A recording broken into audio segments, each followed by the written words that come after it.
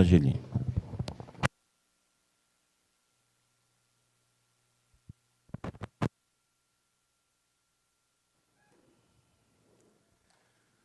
Boa noite. A graça e a paz do nosso Senhor e Salvador Jesus Cristo, amém? Título da mensagem de hoje: os aliados do dragão. Abram as suas Bíblias, por favor, em Apocalipse, capítulo 13.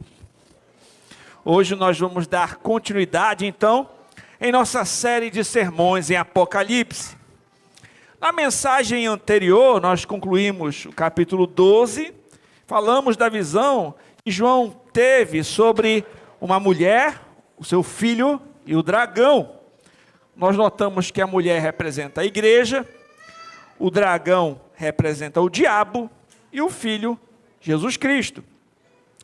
Nós vimos que ao longo da história do Antigo Testamento, o diabo tentou destruir o povo de Deus e impedir a vinda do Messias, a vinda de Jesus Cristo.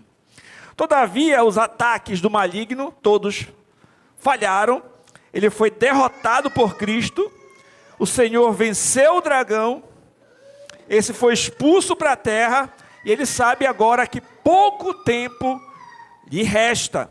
Portanto, o que ele faz? Ele persegue a mulher. Sendo assim, nós notamos que o diabo agora voltou a sua atenção para a mulher no deserto.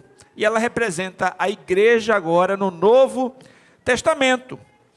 Em outras palavras, nós vimos que Satanás já foi derrotado na cruz. Ele teve os seus poderes restritos. Todavia, enquanto ele tiver tempo, ele buscará perseguir e atacar a igreja de Cristo. O capítulo 13, então, o qual nós vamos considerar hoje, vai continuar esse assunto descrevendo essa guerra do dragão contra a igreja. Em resumo, o capítulo 13 vai ser uma explicação do capítulo anterior, certo? E no capítulo 13, os aliados desse dragão vão ser apresentados. A saber, João vai ver duas bestas, uma que emerge do mar e outra da terra. Isso nós vamos ver aqui no capítulo 13. Um teólogo disse o seguinte: a besta que emerge do mar, como o anticristo, revela a força bruta, e a besta que emerge da terra, como o falso profeta, que revela o poder de iludir. Nós vamos agora ler o capítulo inteiro de Apocalipse 13, em seguida vamos orar e fazer a exposição da passagem. Abra comigo. Apocalipse, capítulo 13. A palavra de Deus diz assim: vi emergir do mar uma besta, que tinha 10 chifres, 7 cabeças, e sobre os chifres 10 diademas, sobre as cabeças nomes de blasfêmia. A besta que vi era semelhante a leopardo, com pés como de urso, boca como de leão. E deu-lhe o dragão o seu poder, o seu trono e grande autoridade. Então vi uma de suas cabeças como golpeada de morte, mas essa ferida mortal foi curada. Toda a terra se maravilhou, seguindo a besta, e adoraram o dragão, porque deu a sua autoridade à besta. Também adoraram a besta, dizendo: quem é semelhante à besta? Quem pode pelejar contra ela? Foi-lhe dada uma boca que proferia arrogâncias e blasfêmias, e autoridade para agir 42 meses. E abriu a boca em blasfêmias contra Deus, para lhe difamar o nome, difamar o tabernáculo, a saber, os que habitam no céu. Foi-lhe dado também que pelejasse contra os santos e os vencesse. Deu-lhe ainda autoridade sobre cada tribo, povo, língua e nação. E adorá-la-ão todos os que habitam sobre a terra, aqueles cujos nomes não foram escritos no livro da vida do Cordeiro, que foi morto desde a fundação do mundo. Se alguém tem ouvidos, ouça. Se alguém leva para cativeiro vai. Se alguém matar a espada, necessário é que seja morto a espada. Aqui está a perseverança e a fidelidade dos santos. Vi ainda outra besta emergir da terra. Possuía 2 chifres, parecendo cordeiro, mas falava como dragão. Exerce toda a autoridade da primeira besta. Na sua presença, faz com que a terra e seus habitantes adorem a primeira besta, cuja ferida mortal fora curada. Também opera grandes sinais, de maneira que até fogo do céu faz descer a terra. Diante dos homens, seduz os que habitam sobre a terra por causa dos sinais que lhe foi dado executar diante da besta, dizendo aos habitantes sobre a terra que façam uma imagem à besta, aquela que ferida a espada sobreviveu. Lhe foi dado comunicar fôlego à imagem da besta, para que não só a imagem falasse, como ainda fizesse morrer quantos não adorassem a imagem da besta. A todos os pequenos, os grandes, os ricos, os pobres, os livres, os escravos, fez que lhe seja dada certa marca sobre a mão direita ou sobre a fronte, para que ninguém possa comprar ou vender, senão aquele que tem a marca, o nome da besta ou o número do seu nome. Aqui está a sabedoria. Aquele que tem entendimento, calcule o número da besta, pois é número de homem. Ora, esse número é 666. Vamos ao Senhor em oração. Santo Deus, Pai Todo-Poderoso, o Senhor que é soberano sobre os céus e a terra, o Senhor que governa sobre tudo, o Senhor que está acima de todo principado e potestade, nós oramos a Ti. Nós estamos diante da Tua santa palavra, Senhor. Ela que é a lâmpada para os nossos pés, a luz para o nosso caminhar. Ela que é o alimento para a nossa alma, Senhor. Eu te peço, Senhor, fala poderosamente aos nossos corações. Usa-me como um instrumento Teu para expor a Tua palavra, a Tua igreja que aqui se reúne, Senhor. Eu reconheço a minha total fraqueza e dependência e necessidade de Ti. Mas eu te peço, Senhor, que o Teu nome seja engrandecido. Fala aos nossos corações, Senhor. Que a Tua palavra caia num solo fértil, e que venha a dar muitos frutos. Que somente o Teu nome seja engrandecido. Pai, que as palavras dos meus lábios, o meditar do meu coração, sejam agradáveis na Tua presença, Senhor, rocha nossa, Redentor nosso. Em nome de Jesus, amém. Queridos, nós vamos desenvolver este tema em 2 tópicos principais, a saber, a besta do mar, que vai dos versículos de 1 a 10, certo? Nós vamos ter 2 subtópicos aí, caso alguém esteja anotando, a sua descrição e o seu poder e autoridade. A besta do mar. E o segundo ponto, a besta da terra, e também 2 subtópicos, a paródia de Cristo e a marca da besta. Então, a besta do mar, 1 ao 10, a besta da terra, do 11 ao 18. Sobre esses 2 aliados do dragão, William Hendrickson, um teólogo, falou o seguinte: a primeira besta sobe do mar, a segunda da terra. A primeira é a mão de Satanás, a segunda é a mente do diabo. A primeira representa o poder perseguidor de Satanás, operando em e por meio das nações deste mundo e dos governantes, seus governantes. A segunda simboliza as religiões falsas e as filosofias deste mundo. Ambas as bestas fazem oposição à igreja ao longo desta dispensação. Contudo, o apóstolo as descreve em termos que indicam a forma que resumem na última década do primeiro século. Sendo assim, nós vamos observar o primeiro ponto, a besta do mar.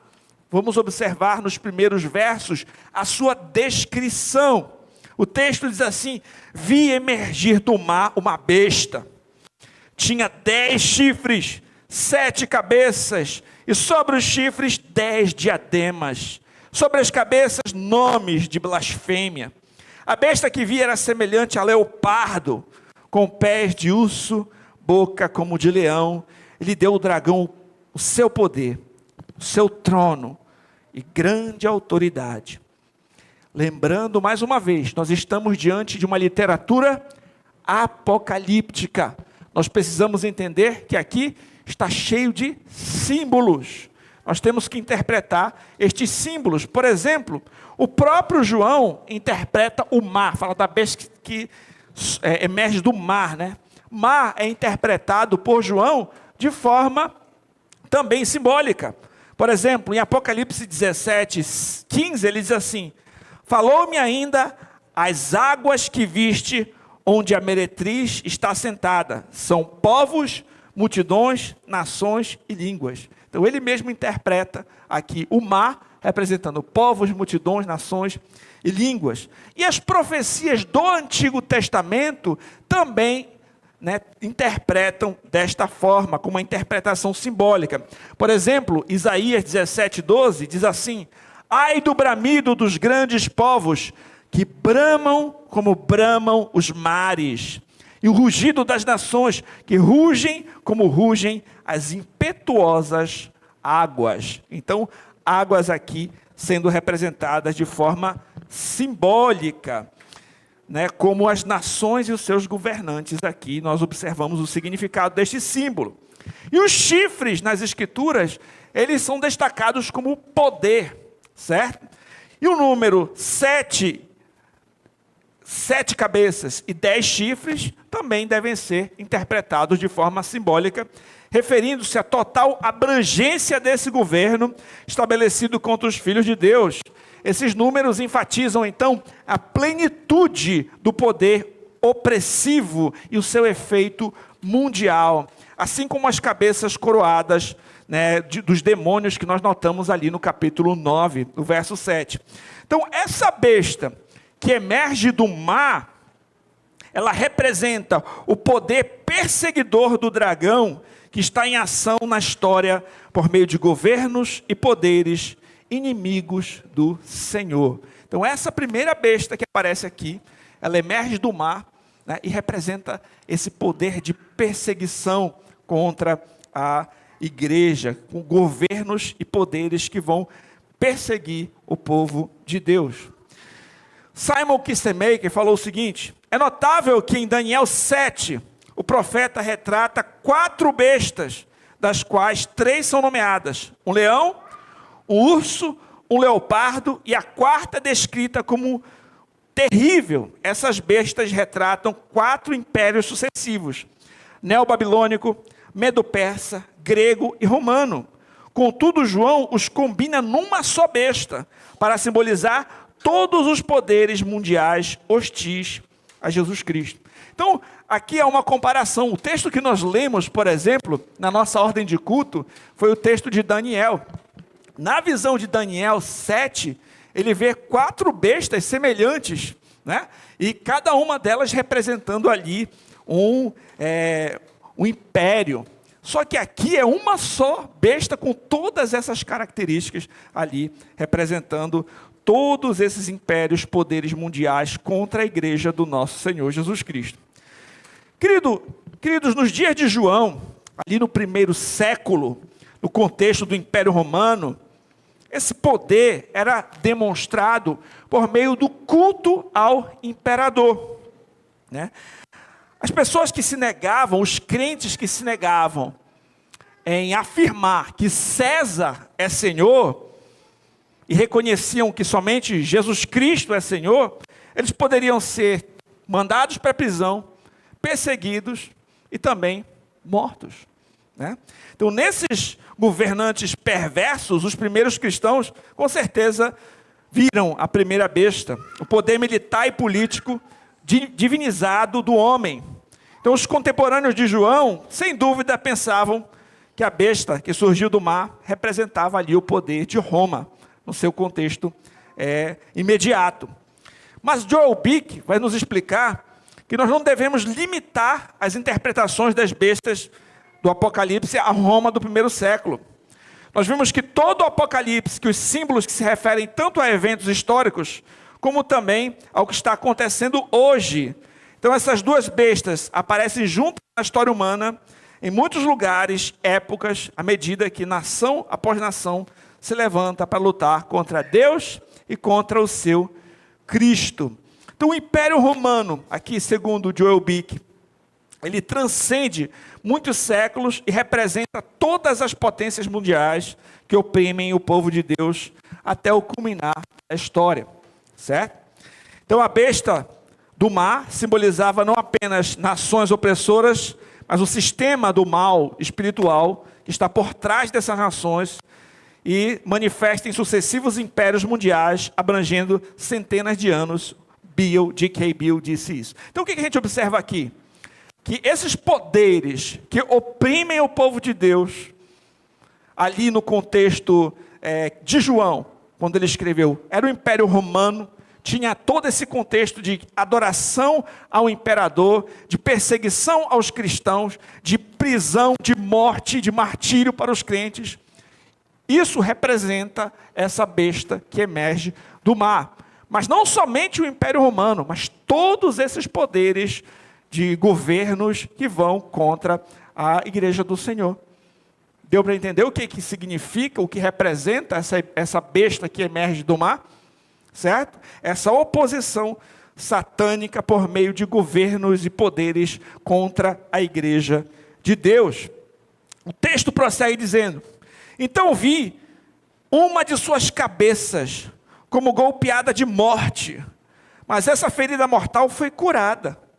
E toda a terra se maravilhou seguindo a besta. E adoraram o dragão, porque deu sua autoridade à besta. Também adoraram a besta, dizendo: quem é semelhante à besta? Quem pode pelejar com ela? Queridos, sobre esse texto, muitos estudiosos interpretam essa cabeça ferida como sendo o primeiro dos 7 imperadores romanos, possivelmente Nero. Porque após a morte de Nero, entrou um outro imperador chamado Domiciano, que ele também continuou perseguindo os cristãos, né? Então, alguns intérpretes pensam que é isso. Essa cabeça ferida era Nero, porque Nero era um perseguidor ferrenho da igreja. Aí a gente pensa, poxa, Nero morreu, agora vai ser tranquilo. Aí vem Domiciano e continua a perseguição. Então, uma cabeça foi ferida, mas as outras continuam perseguindo. Essa é uma possibilidade de interpretação. Todavia, outros intérpretes veem aqui o golpe que o descendente da mulher fez na cabeça da serpente, que nós estudamos no sermão anterior, né? Sendo assim, a respeito dessa ferida infligida por Cristo em sua ressurreição, em cumprimento de Gênesis 3,15. Né? Então nós vimos ali que tinha uma promessa, que um descendente da mulher esmagaria a cabeça da serpente. Né? Então, Cristo já derrotou o dragão, mas enquanto ele tiver tempo, ele vai querer causar o máximo de dano que puder. O teólogo G.K. Bill coloca nesses termos, a ferida foi real e fatal, mas parece ter sido curada, porque o inimigo é capaz de continuar a sua atividade. É fatal porque a partir da ressurreição, o poder de Satanás foi fatalmente restringido. Os seus dias contados. A cura temporária representa o fato de Deus permitir que o inimigo continue a usar seus agentes durante o período de 3 anos e meio até o regresso de Cristo, salvaguardando ao mesmo tempo a segurança espiritual do seu povo. Então o que a gente observa aqui? Que houve de fato uma restrição dos poderes do maligno. Cristo já venceu, já derrotou Satanás, só que ainda não houve a consumação. Satanás ainda não foi lançado no lago de fogo com todos os ímpios, os seus demônios, os seus aliados. Ainda tem esse tempo que lhe resta, que ele vai perseguir a igreja. Ou seja, a cabeça ferida representa essa restrição, essa vitória que Cristo já conquistou, mas ainda não foi, de certa forma, levada à sua consumação. O inimigo ainda age ali, mesmo com os seus poderes restritos, porque pouco tempo lhe resta. Essa é uma interpretação, né, e muito coerente com o que nós já estamos lendo até aqui, certo? Alguém falou, comentando sobre esse texto, que era semelhante ao dia D, né, quando a guerra já estava vencida, mas ainda era necessário uma batalha, né, acontecer, mesmo com a garantia de que a guerra já estaria vencida. Então, o texto que fala aqui, também que o mundo vai adorar o dragão, e a besta é um instrumento desse dragão, de forma que adorar um é a mesma coisa que adorar o outro. E quando nós falamos sobre esses assuntos, né, de adorar a besta, de um sistema maligno que nos pressiona, isso não ficou somente lá em Roma no primeiro século. Hoje em dia também, queridos, nós também somos pressionados a crer na mentira no lugar de crer na verdade. Hoje em dia nós somos pressionados a defender o mal como se fosse bem. Por exemplo, nós somos pressionados a defender morte de bebês no ventre das suas mães. Somos pressionados a entregar-nos à imoralidade no lugar de viver uma vida santa, e daí por diante. Também há uma pressão para nós nos conformarmos com um sistema que desagrada a Deus, né, que não leva em consideração a vontade, a lei do Senhor. Nós somos chamados a não nos conformarmos com este mundo, mas sermos luz do mundo, de acordo com as Escrituras. A nossa visão de mundo precisa ser moldada conforme a palavra de Deus, e não segundo o curso deste mundo. Até onde temos sido luz do mundo e até que ponto temos sido influenciados pelo mundanismo de nossos dias? Eu pergunto, como você tem vivido à luz dessas atuais circunstâncias? Nós precisamos conhecer a verdade para não sermos enganados. Então essas pressões também vão ser feitas em nossos dias, no nosso contexto, de outras formas, né? Como é que nós vamos viver à luz disso, à luz dessas pressões? Algo a nós refletirmos. Então nós vimos aqui as características dessa besta, né? Agora nós vamos ver o seu poder e a sua autoridade. Versos 5 a 10. Começa dizendo assim: foi-lhe dado uma boca que proferia arrogâncias e blasfêmias, autoridade para agir 42 meses, e abriu a boca em blasfêmia contra Deus, para lhe difamar o nome, difamar o tabernáculo, a saber, os que habitam no céu. Então o propósito dessa besta, queridos, é estar em oposição ao Senhor e ao seu povo. O desejo do maligno é ocupar o lugar de Deus. Por isso, constantemente, fala contra o seu nome, difama o Senhor, contra o seu lugar de habitação e contra o seu povo. Então, ele quer tomar o lugar de Deus, então ele difama a Deus, ele é contra o lugar de habitação de Deus, é contra o povo de Deus. E quando nós lemos 42 meses, são uma referência a todo o período entre a primeira e a segunda vinda de Cristo. Nós também temos que interpretar isso de forma simbólica. Então essas referências simbolizam todo o período durante o qual o Evangelho é pregado, isso é, o período entre a primeira e a segunda vinda do nosso Senhor Jesus Cristo. Ao longo desse período, o dragão, por meio da besta, blasfema o nome de Deus, busca atrapalhar a pregação do Evangelho, tenta destruir a igreja de Cristo. É interessante notar que o pano de fundo para a expressão uma boca para falar grandes coisas e palavras blasfemas é Daniel, capítulo 7, onde Daniel fala sobre um pequeno chifre, a saber, que tinha uma boca e proferia palavras arrogantes. Isso aqui é uma referência ao anticristo, né, que nós encontramos lá em Daniel.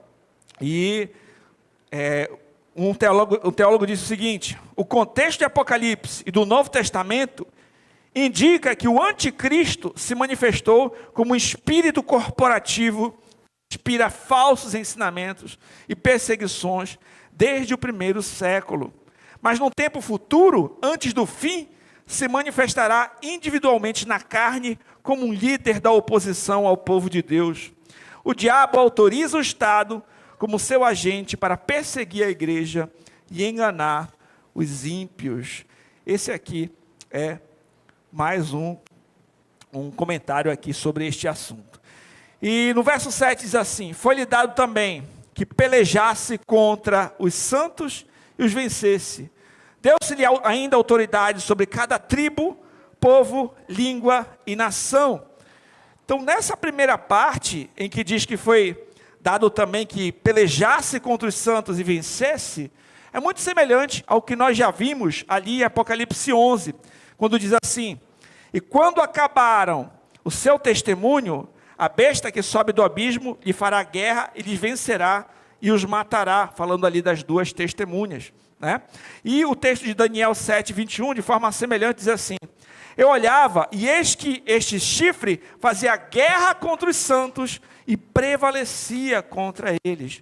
Queridos, quando os verdadeiros crentes são perseguidos e mortos, o martírio deles aparentemente é o quê? Para quem está vendo, é uma derrota, né? Poxa, estão morrendo, os inimigos estão prevalecendo contra eles. A sua fidelidade até a morte demonstra a sua vitória sobre o dragão e sobre a besta. Como nós lemos, por exemplo, em Apocalipse 12, 11.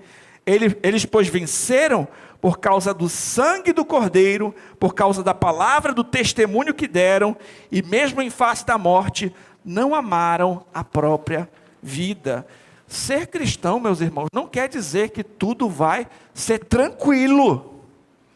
A nossa jornada, ela tem dificuldades, tem pressões, tem lutas, tem tribulações. Jesus disse: vão pelo caminho largo? Foi isso que ele disse? Não. Caminho estreito, porta estreita, negue-se a si mesmo. Nós lemos a Escritura falando, por exemplo, ser fiel até a morte, dar-te-ei a coroa da vida. O Senhor Jesus Cristo chama os seus discípulos a calcular o custo de ser um cristão. Jesus vai dizer: aquele que não me ama mais do que ama o seu pai, a sua mãe, a si mesmo, não é digno de ser meu discípulo. Aquele que não toma a sua própria cruz, nega-se a si mesmo, dia após dia, não pode ser meu discípulo. Você precisa fazer isso. Ser um discípulo de Cristo vai custar, sabe o que, meus irmãos? Tudo. Não dá para nós termos Cristo somente como Salvador da nossa vida, sem tê-lo como Senhor da nossa vida. Muitas pessoas dizem: eu sou um cristão, e você observa a vida da pessoa, e não tem nada de cristão ali, não tem compromisso com Cristo, nem um dia da sua semana. As suas decisões não são norteadas pela palavra de Deus. Suas motivações não são glorificar a Deus. São motivações egoístas, buscando sempre a sua própria vontade, o seu próprio querer. Não há um negue-se a si mesmo na vida dessa pessoa, mas ela diz: eu sou um cristão. Seguir a Cristo é tê-lo como Salvador, mas também é tê-lo como Senhor da sua vida. Isso envolve dificuldades. Quando você serve a Cristo, quando você é luz, você incomoda as trevas. Quando você é luz, você incomoda as trevas. Você vai observar que Satanás, ele persegue a igreja. O dragão persegue a mulher. Os cristãos são perseguidos, meus irmãos.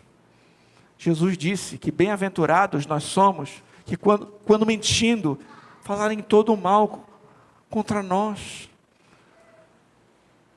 Quando nós fizermos o que é justo, o que é certo, e nós formos perseguidos.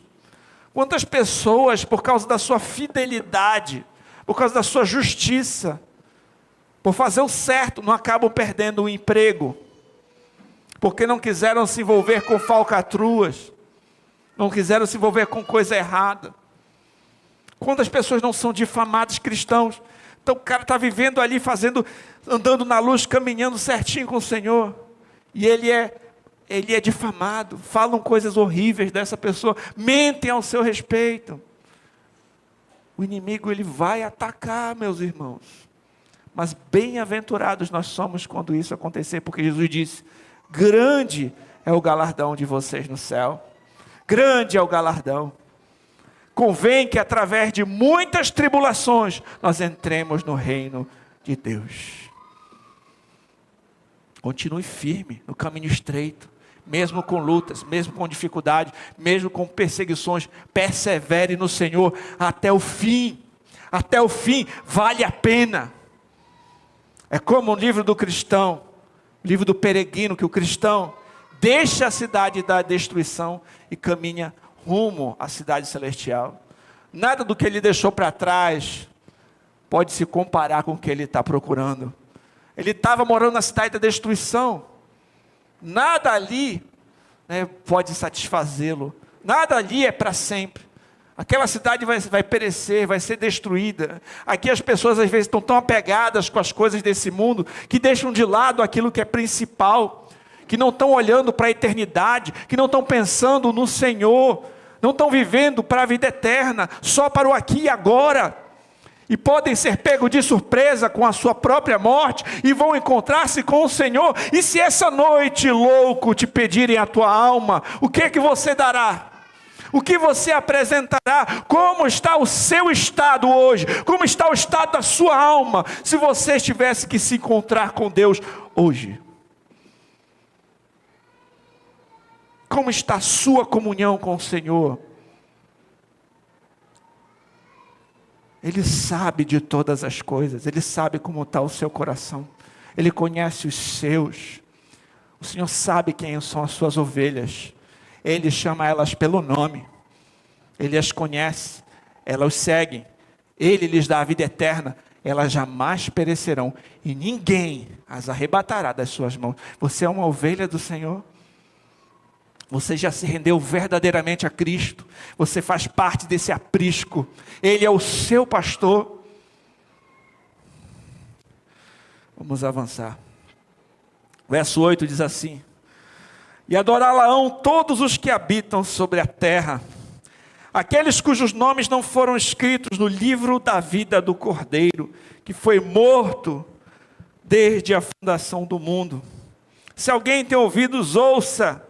Queridos, antes da fundação do mundo, no eterno pacto de redenção, no acordo que foi feito entre as pessoas da Trindade, somente pela graça, o Senhor elegeu indivíduos para ser salvos por meio de Jesus Cristo. Esses são os que estão escritos no livro da vida do Cordeiro, que foi morto desde a fundação do mundo. Os incrédulos são os que não estão e nunca estiveram no livro da vida do Cordeiro. São aqueles que rejeitam Jesus Cristo e cegamente adoram a besta. Eles serão finalmente condenados no juízo final, lançados no lago de fogo junto com os inimigos de Deus. Podem parecer por um tempo que eles estão se dando bem, estão desfrutando, estão alegres, mas o seu destino é o mesmo do dragão, da besta e de todos os seus demônios. É o lago de fogo, que é a segunda morte. O texto prossegue: se alguém leva para cativeiro vai. Se alguém matar a espada, necessário é que seja morto a espada. Aqui está a perseverança e a fidelidade dos santos. Então o Senhor fala aos santos, os exorta a suportar as dificuldades e a exercer a sua confiança nele. Aqui é algo semelhante ao que nós encontramos quando estudamos a carta à igreja de Esmirna. Em Apocalipse 2:10, o Senhor disse: não temas as coisas que tens de sofrer. Eis que o diabo está para lançar em prisão alguns de vós, para ser dispostos à prova, tereis tribulação de 10 dias, ser fiel até a morte, dar-te-ei a coroa da vida. Queridos, em nosso contexto brasileiro atual, nós não podemos desprezar a liberdade civil e a liberdade religiosa que nós temos.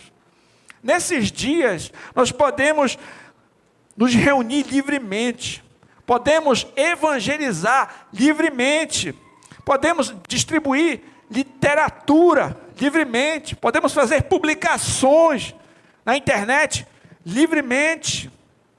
Vamos aproveitar esse grande privilégio que nós temos para proclamar o Evangelho para outras pessoas.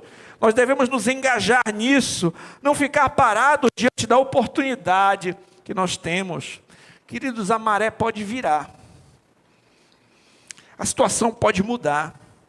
Assim como atingiu e atinge muitos dos nossos irmãos em Cristo em outros países, as circunstâncias podem piorar de repente. Nós não podemos esperar isso, né? E sim aproveitar enquanto nós temos tempo e a possibilidade de falar de Cristo. Saiba que é um grande privilégio poder cultuar a Deus, ter comunhão com Deus, com a igreja, ter liberdade para ler a Bíblia, para pegar o Evangelho. Valorize isso. A gente não sabe, às vezes a gente não tem a dimensão, nós não temos a dimensão do que já nos foi dado, do que nós já temos. Queridos, imagine só, nós estamos num salão refrigerado, com cadeiras, com uma placa enorme lá fora, falando aqui na internet, ao mesmo tempo, falando de Jesus Cristo, com uma Bíblia, estudo, no meu idioma, e não tem ninguém lá fora para nos atacar, sabe, para nos proibir de fazer isso nesse momento. Nós temos um grande privilégio, meus irmãos. Imagine num contexto do Império Romano, onde se você nega dizer, olha, César é Senhor, você pode ser preso e morto. Ou de contexto em países, né, com governos tiranos e totalitários, que você não poderia nem ter uma Bíblia na sua casa. Às vezes a gente se acomoda naquilo que a gente já tem, e não percebe o grande valor do que é isso. Quando a gente observa o fato de ter a Bíblia no nosso idioma, e lembrar que William Tyndale foi morto porque traduziu a Bíblia para o inglês. Sabe, se nós temos esse legado é porque homens e mulheres de Deus derramaram seu sangue. A igreja já se reuniu em cemitérios, a igreja já se reuniu em cavernas. Muitos dos nossos irmãos foram decapitados, apedrejados, crucificados, mortos como tochas humanas, ali no Coliseu, lançados às feras. E às vezes a gente, está chovendo hoje, eu não vou para a igreja. Não estou animado para ler a Bíblia não. Hoje não vai dar, vou ficar assistindo televisão. Sabe, será que a gente tem noção do valor que é nós adorarmos a Deus, nós podermos nos reunir, nós podermos nos ajuntar e cultuar a Deus no dia do Senhor, nós termos uma igreja para congregar, uma Bíblia para ler, nós podemos louvar a Deus. Você valoriza isso? Às vezes a gente só valoriza as coisas quando a gente perde, não é? Você percebe que você consegue enxergar, mas se um dia você ficasse cego, você ia perceber quão importante era. A gente tem coisas que valem mais do que $1 milhão. E às vezes a gente não valoriza como deveria. Então vamos aproveitar e fale de Cristo para outras pessoas. Aproveite essa liberdade que você ainda tem. Fala de Jesus. Convida pessoas para irem à igreja. Dá uma Bíblia de presente. Pega o livretinho do Paul Washer que nós temos aqui. Dá para o seu amigo. Fala de Cristo. Assim como alguém falou de Jesus para você, para que hoje você esteja aqui, alguém, né, falou para o Ronaldo, para a Inês, para o Franklin, para o Camil. Um dia alguém foi lá e invadiu a sua vida e falou de Jesus Cristo. E Deus usou essa semente, abriu os seus olhos, o Espírito Santo tocou no seu coração. Hoje você está aqui. Hoje você é um servo de Deus. Seja um instrumento de Deus na vida de outras pessoas. Seja um semeador. Fale, sai lançando. Saiba que tem gente que não vai gostar. Tem gente que não vai gostar, mas isso não tem que te impedir de continuar falando para outras pessoas. A semente vai cair todo tipo de solo. Mas fale de Cristo. O poder de convencimento é do Espírito Santo. A nossa missão é falar para todos a respeito de Jesus. Segundo e último ponto, a besta da terra, dos versos 11 ao 18. Nós vamos observar aqui, do 11 ao 14, que é uma paródia de Cristo. O texto diz assim: vi ainda outra besta emergir da terra, possuía 2 chifres, parecendo cordeiro, mas falava como dragão. Simon Kistemaker disse assim: Satanás usa a besta que emerge do mar como o anticristo, e a besta que emerge da terra como falso profeta. Um representa a força física, o poder bruto, pois vem do mar da humanidade. Outro representa o engano, pois se apresenta como possuindo perspicácia intelectual, filosofia racional. Um ataca a parte exterior do ser humano, ou seja, o corpo físico, com destruição e morte. O outro influencia a parte interior de uma pessoa, a saber, a mente.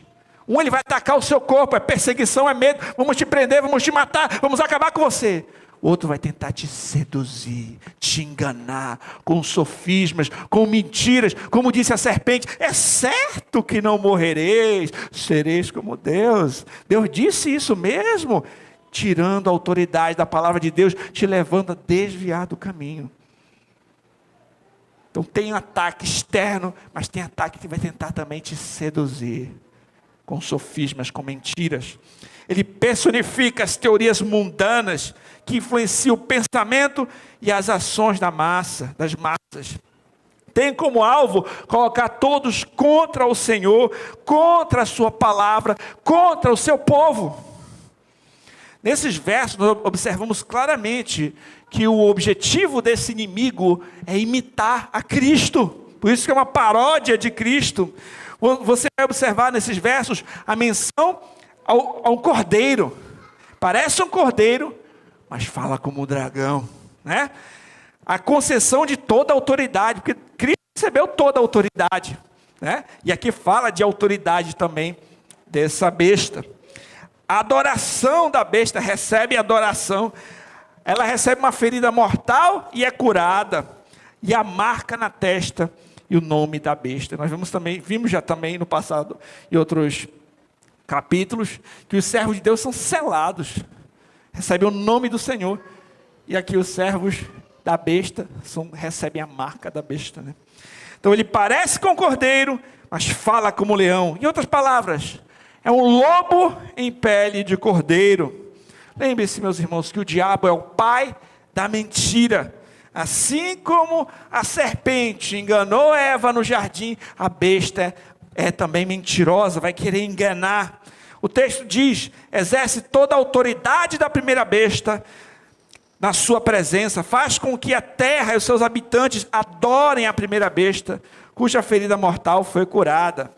O Joel Bick, quando eu estava lendo o comentário dele sobre este texto, ele fala que essas bestas refletem uma trindade demoníaca. Ele quer imitar tudo, não é? E ele também quer imitar a trindade, mas de uma forma demoníaca. Olha o que ele diz: as 2 bestas representam poderes terrenos que o diabo emprega para cumprir os seus propósitos. Em alguns aspectos temos aqui um reflexo demoníaco da trindade, pois o dragão capacita a primeira besta a governar, como o pai designou seu filho para reinar. A segunda besta glorifica a primeira besta entre os homens, como o Espírito glorifica o Filho, né? E Simon Kistemaker afirma que a influência da besta também não está limitada ao contexto de João, né? Vamos observar e diz assim: a influência da besta não deve ser limitada ao final do século I, pois sua autoridade é mundial, aparece em diversas formas e dura até a consumação. João escreve que a besta foi ferida com espada mas voltou a viver. Embora muitos estudiosos vejam nesse versículo uma alusão à lenda de Nero que voltou à vida, o contexto desse capítulo ensina que o reino do anticristo inclui todas as eras. O espírito do anticristo sofre um golpe mortal, mas volta à vida. Mais uma vez, essa descrição da besta, que retorna com vigor renovado, é uma caricatura da ressurreição de Cristo. Entretanto, não há comparação. O anticristo vive para destruir a vida em todo lugar, enquanto Cristo vive para transmitir vida eterna a todos os seus seguidores. Certo? E o texto prossegue dizendo: também opera grandes sinais, de maneira que até fogo do céu faz descer a terra diante dos homens. Seduz os que habitam sobre a terra por causa dos sinais que lhe foi dado executar diante da besta. Dizendo aos que habitam sobre a terra que façam imagem à besta, aquela que ferida a espada sobreviveu. Aqui nós vemos que ela opera grandes sinais. Queridos, o maligno também tem os seus truques, também tem os seus sinais, ele também faz coisas que podem impressionar as pessoas. O dragão e seus aliados buscam constantemente enganar e são contra tudo o que é verdadeiro, o que é honesto, o que é reto. Buscam seduzir e desviar as pessoas do caminho certo. No contexto imediato de João, como eu falei, as pessoas eram forçadas a participar da adoração ao imperador. Então a presença nos templos, imagens dedicadas aos imperadores romanos, era muito comum nesse dia. E o inimigo, ele instiga as pessoas à idolatria. Ao longo dos séculos, meus irmãos, nós vamos observar também que várias imagens têm sido erigidas e as pessoas têm as adorado. No livro de Daniel tem um episódio emblemático que ilustra isso que nós estamos falando aqui. O rei Nabucodonosor erigiu uma imagem, uma estátua. Todos aqueles que, quando tocassem os instrumentos musicais, estivessem diante daquela estátua, deveriam se prostrar e adorar aquela estátua. Mas aqueles jovens tementes ao Senhor preferiram morrer do que se dobrar aquela estátua. Eles foram lançados à fornalha, mas sabemos que o Senhor milagrosamente os salvou e teve o seu nome glorificado, certo? Então nós observamos isso aqui também. E queridos, uma aplicação sobre esse texto que nós lemos aqui também, nem tudo que é impressionante, ou que é aparentemente sobrenatural, místico, provém de Deus, Existem muitos falsos profetas, existem falsos ensinos, falsas crenças. É preciso ter discernimento. O conhecimento da verdade deve ser algo que a gente deve buscar cada vez mais para não sermos levados por ventos de doutrina. 2 Timóteo 3, do 14 ao 15, diz assim: tu, porém, permanece naquilo que aprendeste, que foste inteirado, sabendo de quem aprendeste, que desde a infância sabes as sagradas letras, que podem tornar-te sábio para a salvação pela fé em Cristo Jesus. Toda a escritura é inspirada por Deus, útil para o ensino, para a repreensão, para a correção, para a educação na justiça, a fim de que o homem de Deus seja perfeito e perfeitamente habilitado para toda boa obra. Permanece no fiel ensino das sagradas escrituras, mesmo que tentem te levar para outro rumo. Conheça a palavra, por isso que a gente busca apresentar uma pregação expositiva. Eu disse para o Ronaldo, na classe Novos Membros: Ronaldo, se eu falar uma coisa e a Bíblia fala outra, fique com a Bíblia, lembra? Fique com a Bíblia, fique com a palavra de Deus, com o reto ensino, com a sã doutrina. Gálatas 1:8, mas ainda que nós, ou mesmo um anjo vindo do céu, vos pregue evangelho que vá além dos que temos pregado, seja anátema. Aí eu vi um anjo, ele me falou: é diferente aqui do que nós temos pregado, do que a sã doutrina? É, anátema. Não importa se foi um anjo que disse. Mateus 7, Jesus disse sobre os falsos profetas: nem todo que me diz Senhor, Senhor, entrará no reino dos céus, mas aquele que faz a vontade do meu Pai que está nos céus. Muitos naqueles dias vão dizer: Senhor, Senhor, Porventura, não temos nós profetizado em teu nome? Em teu nome não expelimos demônios? Em teu nome não fizemos muitos milagres? Então lhes direi explicitamente: nunca vos conheci, apartai-vos de mim, os que praticais a iniquidade. Pessoas que operaram milagres, não conheciam, o Senhor não os conhecia, não eram filhos, não eram crentes verdadeiros, mesmo diante de coisas ali miraculosas, aparentemente sobrenaturais, né? E nós temos aqui, nos versículos finais, a marca da besta. Lhe foi dado comunicar fôlego à imagem da besta, para que não só a imagem falasse, como ainda fizesse morrer quantos não adorassem a imagem da besta. Como eu citei o relato de Mesaque, Sadraque e Abednego, uma ilustração perfeita para isso, preferiram morrer do que adorar aquela imagem. E no contexto de João, aqueles que se recusavam a prestar culto ao imperador, diante da sua estátua, podiam também ser executados.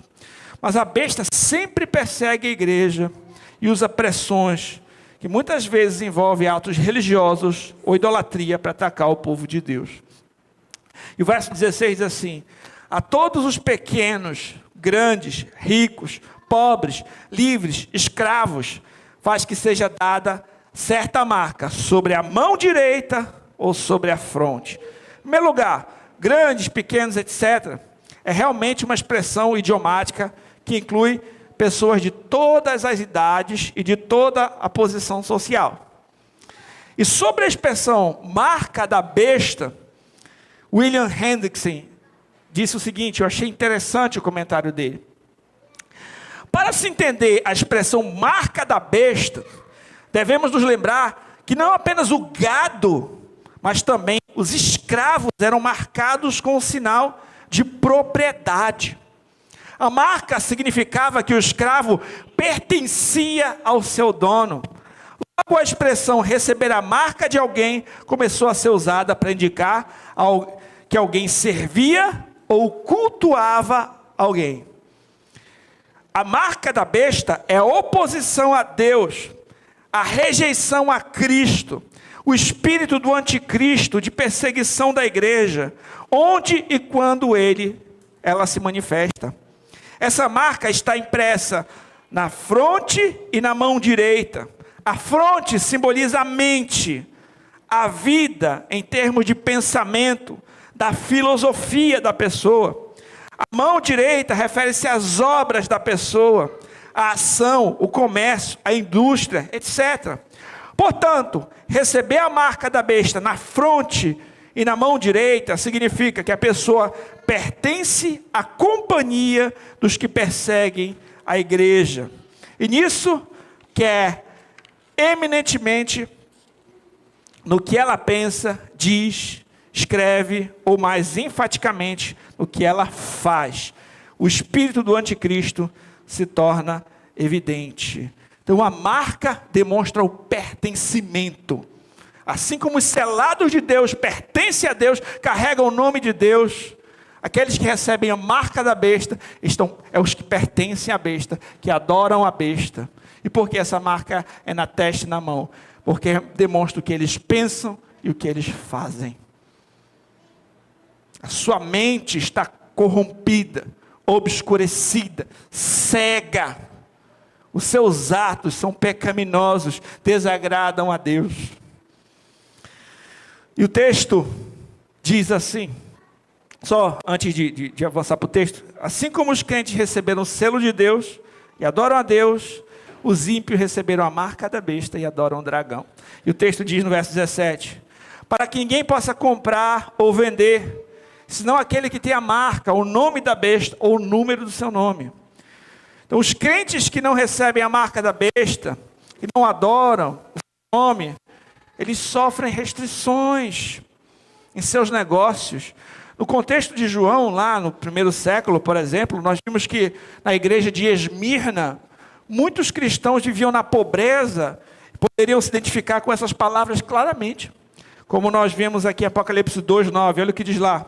O Senhor disse para a igreja de Esmirna: conheço a tua tribulação, a tua pobreza, mas tu és rico. E a blasfêmia dos que a si mesmos se declaram judeus e não são anti-sinagoga de Satanás. Estavam sendo perseguidos, e isso lhes estava levando à pobreza. Estavam sendo cancelados, estavam sofrendo um boicote, por conta da sua fidelidade ao Senhor. Um teólogo afirmou que na história os boicotes não ficaram confinados a um determinado lugar. São comuns e em muitos casos vitimam o povo de Deus. E à medida que nos aproximamos do fim, é esperado que essa oposição aumentará. Todavia devemos temer e confiar só no Senhor. E o texto prossegue no verso 18, dizendo: aqui está a sabedoria. Aquele que tem entendimento, calcule o número da besta, pois é número de homem. Ora, esse número é 666. E aqui eu trouxe também os comentários de 2 teólogos que eu tenho estudado sobre este assunto. É certo que é um texto que envolve muitos debates e várias interpretações. Algumas linhas vão dizer que quer dizer o número de Nero César, entre outros vão tentar procurar encaixar, fazer contas para encaixar vários nomes aqui. Mas eu trouxe a vocês 2 interpretações que eu achei bem interessantes. William Hendriksen, em primeiro lugar, comentou: ora, o homem foi criado no 6º dia. O número 6, sobretudo, não é o número 7, e jamais chega a 7. Falha sempre em atingir a perfeição, isto é, nunca se torna 7. 6 significa não atingir a marca, significa falha. 7 significa perfeição ou vitória. Regozije-se, ó igreja de Deus, a vitória está ao seu lado. O número da besta é 666, isto é, falha sobre falha sobre falha. É número de homem, pois a besta se gloria no homem e tem de falhar. E D.K. Bill complementa: a paródia da Trindade também é sugerida pelo triplo 6, em imitação, mas inferior ao 777 da Trindade divina.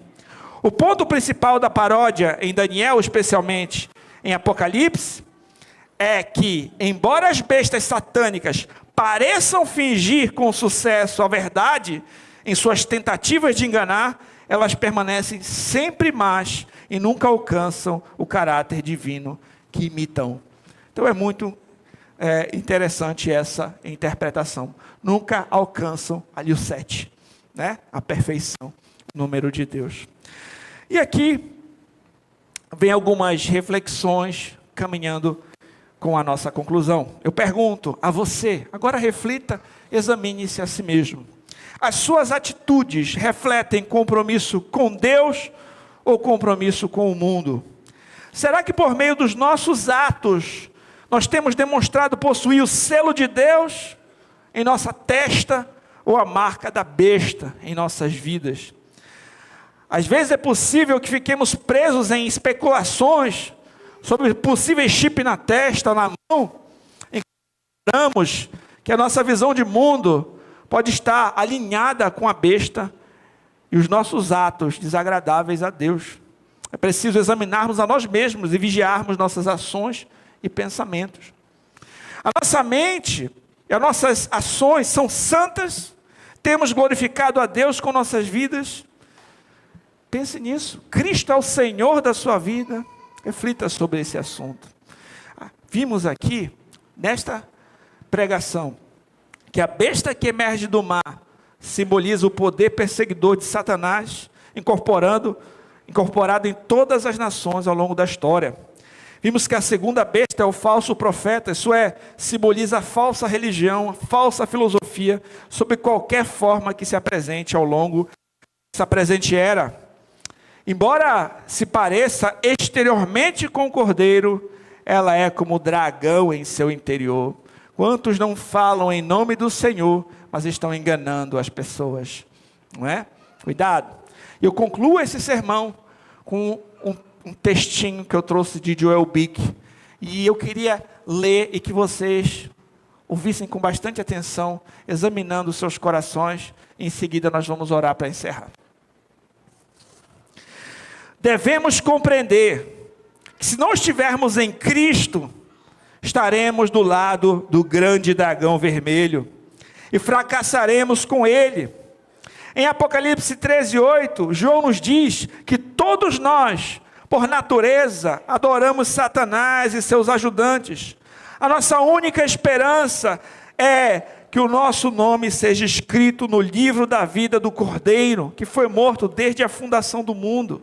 Aqui estão algumas maneiras de você responder pessoalmente ao capítulo 13.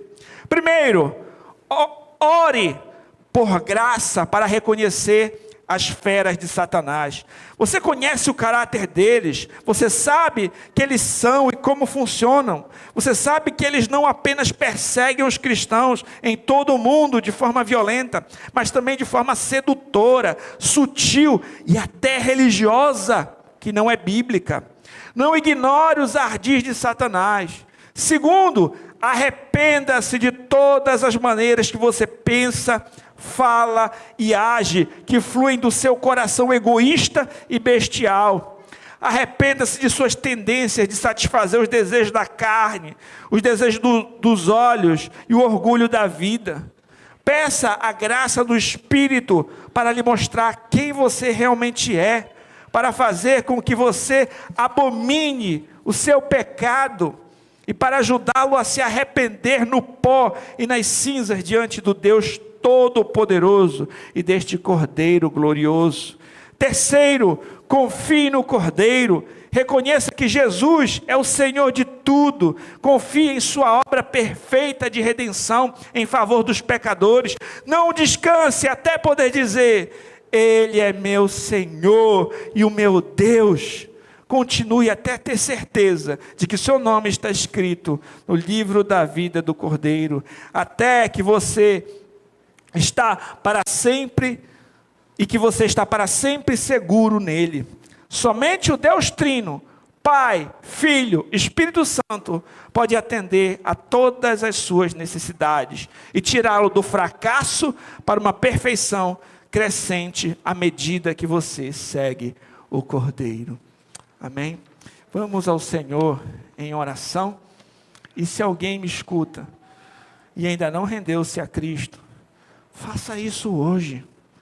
Coloque a sua vida diante do Senhor em oração. Diga, Senhor, tem misericórdia de mim. Me dá uma fé verdadeira. Transforma o meu coração. Tira esse coração de pedra. Me dá um coração de carne. Me dá vida espiritual, Senhor. Me ajuda na minha falta de fé. Me salva. Clama ao Senhor, para que Ele te transforme em um crente verdadeiro. Vamos orar. Santo Deus e Pai, te agradecemos, Senhor, pela Tua palavra, Senhor, que ela nos ensina, nos instrui, nos admoesta. Pedimos, Senhor, perdão por nossos pecados, Senhor. Perdoa-nos, Senhor, por tantas tentações que caímos, por tantas vezes que falamos, agimos, pensamos, de forma que é desagradável a Ti. Lava-nos com o sangue de Jesus. Te agradecemos, Senhor, por esse tão grande Salvador, que nos comprou com seu sangue, de forma a nos tirar das trevas, para nos levar para a Tua maravilhosa luz, de nos tirar do fogo do inferno, e nos levar para a cidade celestial. Muito obrigado, Senhor, porque sem Ti, todos estaríamos perdidos. Agradecemos porque o Senhor derrotou o dragão, e o Senhor enviará ele com os seus aliados para o fogo eterno, e nos levará, Senhor, para a Nova Jerusalém. Te louvo, Senhor, pela tão grande salvação. Eu te peço, nos ajuda a viver a luz dessa preciosa verdade. Eu oro em nome de Jesus. Amém. Vamos ficar de pé e louvar o Senhor.